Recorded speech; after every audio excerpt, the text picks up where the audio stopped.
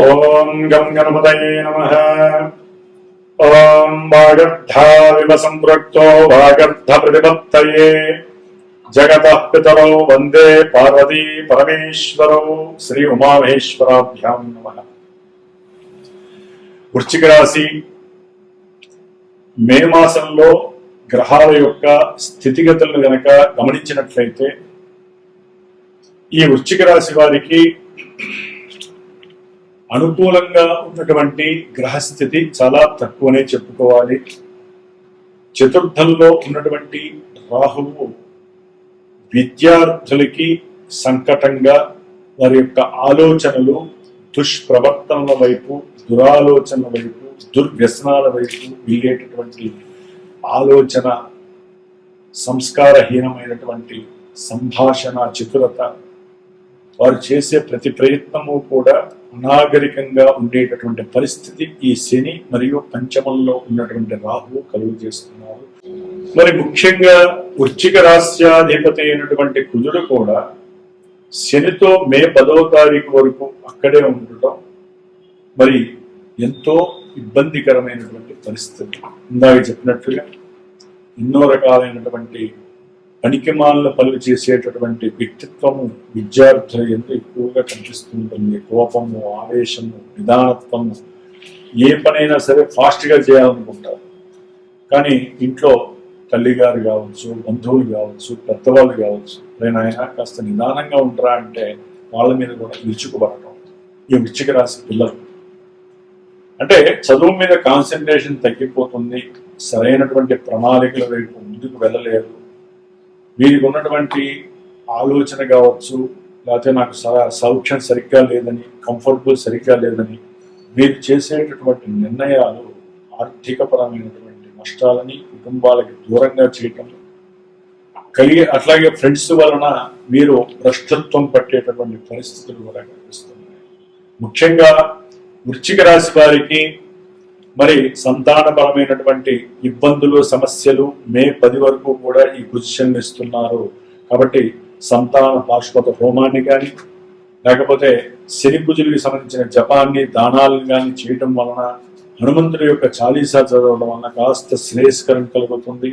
మే 10 తర్వాత రాస్యాధిపతి అయినటువంటి ఈ యొక్క కుజ భగవానుడు 6వ స్థానంలోకి రావటం ద్వారా వీరికి శత్రు రోగ రుణ నివృత్తి జరగటము, మీరు అనుకున్న కార్యం వైపు అంతర్గతంగా వీరికి ఉన్నటువంటి కొన్ని కోరికలు కానీ, లేకపోతే నేను ఈ పని చేయాలి, నేను ఈ వైపు దూసుకు వెళ్ళాలి, ఈ వైపుగా నేను ఎగ్జామ్స్ రాయాలి, ఈ యొక్క ఎగ్జామ్స్ ద్వారా నేను ఈ యొక్క గోల్ని కొట్టాలి అనుకున్న వాళ్ళందరికీ కూడా శుభ పరిణామము ఈ మే 10 తర్వాత కలుగుతోంది. కుజగ్రహ అనుగ్రహం పరిపూర్ణంగా కలుగుతుంది.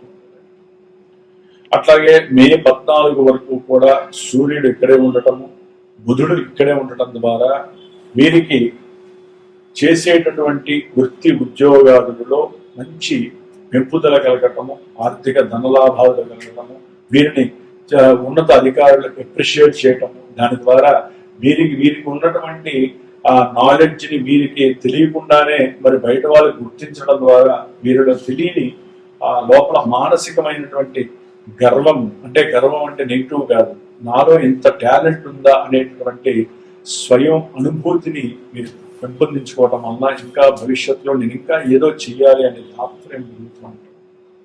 అట్లాగే ఉద్యోగరీత్యా వీరికి కాస్త వీరు పనిచేస్తున్న చోటే దూరంగా ప్రయాణాలు కాగటము, ఆ ప్రయాణాల వలన శారీరకంగా అలసిపోవటము, దాని ద్వారా అవసరం లేని కొన్ని వడదెబ్బలు, ఎందుకంటే ఎండాకాలం కాబట్టి వడదెబ్బ, అగ్నిపూరితమైనటువంటి ఇబ్బందులు కలగటము, ఇట్లాంటివి కూడా కొన్ని కలగటానికి అవకాశాలు ఉన్నాయి.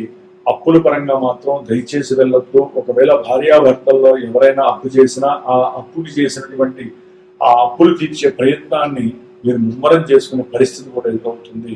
మరి 14 తర్వాత 15 నుంచి కూడా ఈ రవి మరియు బుధుడు ఇరువురు కూడా మరి వృషభ రాశిలోకి రావటము, అది వృశ్చిక రాశి వారికి సప్తమం వివాహ స్థానం కావడం. ఎవరైతే వివాహపరమైనటువంటి అనుకూలతలు లేవని బాధపడుతున్నారో, ఎందుకంటే 15 వరకు కూడా శుక్రుడు అక్కడ ఉండి తర్వాత అష్టమంలోకి వెళ్తున్నాడు. శుక్రుడు వివాహ కారకుడు, అది కూడా గురుడితో కలుస్తున్నాడు. కాబట్టి కొంచెం అక్కడ బలహీనపడతాడు శుక్రుడు. అయితే సప్తమంలో వివాహ ప్రయత్నాలు ఎవరైతే చేస్తున్నారో వారికి కొంత ఇబ్బందులు కలగటానికి రవి బుధులు అనేటటువంటి వాళ్ళు ఎక్కువగా, అంటే తెలియకుండానో తెలుసో ఆకస్మికంగా బంధువుల ద్వారానో లేకపోతే ఫ్రెండ్స్ ద్వారా కావచ్చు వీరికి సంబంధాలు రావటం, కానీ వీరు సరైనటువంటి ఆలోచన శక్తిని ప్రదర్శించలేక వివాహపరమైనటువంటి ఎన్నో ఆటంకాలు వీరికి మానసిక అసంతృప్తిని కలుగజేస్తాయి. అందుకని ముఖ్యంగా ఈ వివాహ వ్యవస్థ గురించి కనుక చూసుకున్నట్లయితే మగవారికి వివాహాలు కావటం చాలా చాలా కష్టసాధ్యమైపోయింది. అది ఏ రాశి వారికైనా ఏ నక్షత్రం వారికైనా సరే. వృశ్చిక రాశి వారికి ఈ నెలలో ఎట్టి పరిస్థితుల్లో వివాహం అయిపోతుందనే మానసికంగా రెడీ అవుతారు. ఎన్నో ఆటంకాలు కలుగుతాయి. మరి జూన్ 2వ తేదీన గురువు యొక్క మార్పు ఉచ్చస్థిత రాశి కర్కాటక రాశిలోకి వస్తున్నాడు కాబట్టి అధిక జ్యేష్ఠ మాసంలో ఆ రోజున మంగళవారం 2వ తారీఖున వివాహం కానటువంటి 27 సంవత్సరాల నుంచి 42 సంవత్సరాల మధ్య ఉన్నటువంటి పురుషుల కోసం, మగవారి కోసము హైదరాబాద్లో వారి జాతకంలో ఎన్ని దోషాలు ఉన్నా సరే, ముఖ్యంగా సర్పదోషము, కుజదోషం, పునర్భూ దోషము, స్త్రీ శుక్రదోషము, పితృదోషాలు, ఇట్లా ఎన్నో దోషాల వలన పెళ్లిళ్ళు కాక ఎన్నో పూజలు చేసి హోమాలు చేసినా కూడా పెళ్లిళ్ళు కాక సతమతమవుతూ ఎందుకు జరగట్లేదు అర్థం కావట్లేదు. దానికి కారణం ఏంటంటే చాలా మంది జన్మజాతకం అంటే జన్మ రాశి అనుకుంటున్నారు. చెప్పేవాళ్ళు అట్లాగే ఉన్నారు, చాలా మంది వినేవాళ్ళు కూడా మా రాశిది కాబట్టి మాకు శుభం జరగట్లేదు, మా రాశిది కాబట్టి శుభం జరుగుతుంది. కానీ పుట్టినప్పుడు జన్మ లగ్నం అనే ఒక బేస్ ఉంటుంది, అది ఎవ్వరికి తెలియట్లేదు. అంటే మాకున్న అనుభవంలో చెబుతున్నాను. దశలు అంతర్దశలు చంద్రుడిని బట్టి ఇప్పుడు ఏం జరుగుతున్నాయి, ఆ యొక్క దశలు అంతర్దశలు ఇప్పుడు ఉన్నటువంటి గోచారంలో ఆ దశానాలు ఎక్కడున్నారు, వాళ్ళు అనుకూలిస్తున్నారా, ఏ భావాన్ని క్రియేట్ చేస్తున్నారు. కొంతమందికి విద్య, కొంతమందికి వివాహం, కొంతమందికి సంతానం, కొంతమందికి వ్యాపారం, ఇట్లా ఎన్నో భావాలని జన్మలగ్నం ద్వారా దశలు అంతర్దశలు యాక్టివేట్ చేస్తూ అవి గోచారంలో సత్ఫలితాన్ని ఇస్తున్నాయా లేకపోతే దుష్ఫలితాన్ని ఇస్తాయా అనేది ముందు తెలుసుకోవాలి. ఎవరైనా సరే దానికి సరైనటువంటి గురువుని మీరు సంపాదించుకోవాలి. గురువు ద్వారా మీరు తెలుసుకోవాలి, మా జాతకం ఎలా ఉందంటే మా దోషాలు ఏమున్నాయి, ఆ దోషాలకు పరిహారం చెప్పండి అని చెప్పి గురువుని అడగాలి. అవే సరైనటువంటి రెమెడీస్. జ్యోతిష్యం అంటేనే రెమెడీ అండి. జ్యోతిష్యాన్ని పురాణంలా వినేసి వదిలేస్తే 10 మంది దగ్గర జ్యోతిష్యాన్ని చెప్పించుకుంటే దానివల్ల లాభం లేదు. పురాణం విన్నంత ఈజీ కాదు జ్యోతిష్యం అంటే. చెప్పేవాళ్ళు పర్ఫెక్ట్ ఉండాలి, వినేవాళ్ళు కూడా దాని గురించి తెలుసుకోవాలి, నాలెడ్జ్ అని కాస్త తెలుసుకోవాలి. తెలుసుకొని దాని దగ్గర పరిష్కారాన్ని ఆచరించుకోవాలి. కాబట్టి ఈ యొక్క జూన్ 2వ తేదీన వివాహం కాని వారి కోసము ప్రత్యేకించి సుబ్రహ్మణ్య కళ్యాణము, అట్లాగే కన్యా పాశుపత రుద్రహోమము నా పీఠం తరపున నా సమక్షంలో బ్రాహ్మణుల యొక్క సహకారంతో వేదమంత్ర ఘోషతో ఏర్పాటు చేస్తున్నాను. ఎవరైనా సరే వివాహం కోసము ఈ హైదరాబాద్ సరౌండింగ్స్ లో వచ్చి చేసుకునే వాళ్ళు డైరెక్ట్ గా కళ్యాణము చూడొచ్చు, హోమము చేసుకోవచ్చు. దూరంగా ఉన్నటువంటి వారు నన్ను సంప్రదిస్తే గనక తప్పకుండా వారి గురించి నేను చేసేటటువంటి హోమంలో ప్రత్యేకించి నేనే వారి కోసం హోమం చేస్తాను. ఆ యొక్క రక్షని మీకు పంపించే ప్రయత్నం కూడా చేస్తాను. కాబట్టి ఈ యొక్క వృశ్చిక రాశి వారికి అష్టమంలో ఉన్నటువంటి గురువు ఆర్థికపరమైన నష్టాలని, అట్లాగే శుక్రుడు కూడా అక్కడ ఉండటం ద్వారా భార్యాభర్తల మధ్య ఒకంత ప్రేమ, ఆప్యాయత, లేకపోతే ధన సంబంధితమైనటువంటి పుత్ర సంబంధితమైనటువంటి విషయాల పరంగా కొంత విభేదాలు, మాటలు ఫలించకపోవటము, సంభాషణలో చతురత లోపించటము, ఇలాంటి వాటి వల్ల కూడా ఎన్నో ఇబ్బందులు కుటుంబంలో ఎదుర్కోవాల్సిన పరిస్థితులు, చేసే వివాహ ప్రయత్నాలలో లోపాలు, ఆర్థికపరమైనటువంటి అప్పులపరమైనటువంటి సమస్యలు వీరిని మెడకి ఉచ్చు వేసి బిగించినటువంటి పరిస్థితులు కలుగజేస్తాయి. గురు శుక్రుడు అష్టమంలో ఉండటం, శుక్రుడు అష్టమంలో ఉండటం మంచిదే, కానీ గురువుతో కలిసి ఉండటం ఉపయోగం లేదు. ప్రయాణాల వలన కొన్ని ఆకస్మిక ప్రమాదాలు కూడా జరిగి ధన నష్టం కలగడానికి అవకాశం, సంతానపరమైనటువంటి యోగ్యతలు కూడా కొంతమంది కోల్పోయే అవకాశం ఉంది.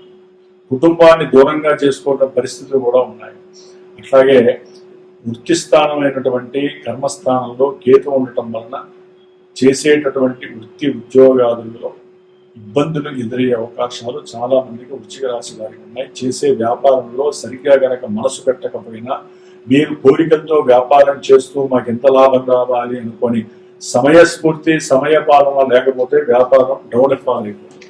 కాబట్టి విష్ణు సహస్రనామాన్ని చేయించండి. విష్ణువు యొక్క హోమాన్ని అయినా సరే ఏదో రకంగా సుదర్శన పాశుపత హోమము ఇలాంటివి చేయించుకోవడం ద్వారా వ్యాపారంలో స్థిరత్వం కలుగుతుంది. కాబట్టి ఈ యొక్క మాసంలో హనుమత్ జయంతి మనకి మే 12వ తారీఖున వస్తోంది.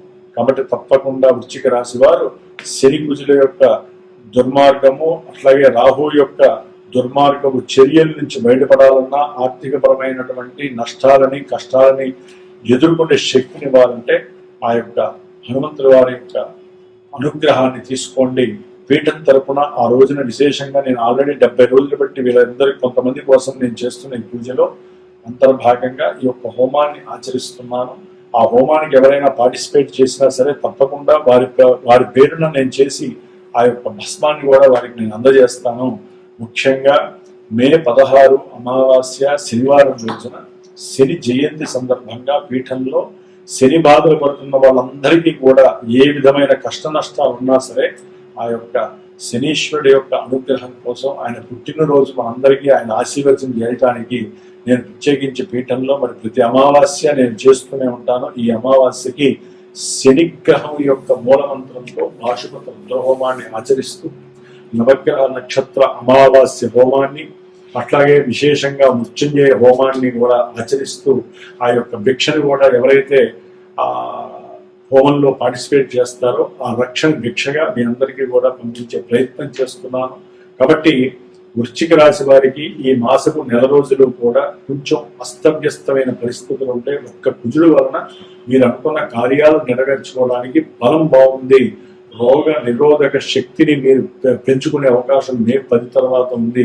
ఏ పనులైనా సరే మే 10 తర్వాతే ఉద్యోగపరంగా కానీ అనుకూలతలు వస్తాయి. ఆర్థిక లావాదేవీల్లో విశేషమైనటువంటి స్పందన కలుగుతుంది. మీరు ఏ పని చేసినా ధైర్యము సాహసము అప్పటి నుంచే కలుగుతాయి. కాబట్టి ఈ విధంగా ఈ యొక్క వృశ్చిక రాశి వారు మిగతా గ్రహాలన్నింటినీ స్తోత్రపరంగా పారాయణ చేసుకోండి. హనుమంతుడు చాలీసా చదువుకోండి, మీకు శుభం జరుగుతుంది. ఓం సం శరవణ భవాయ.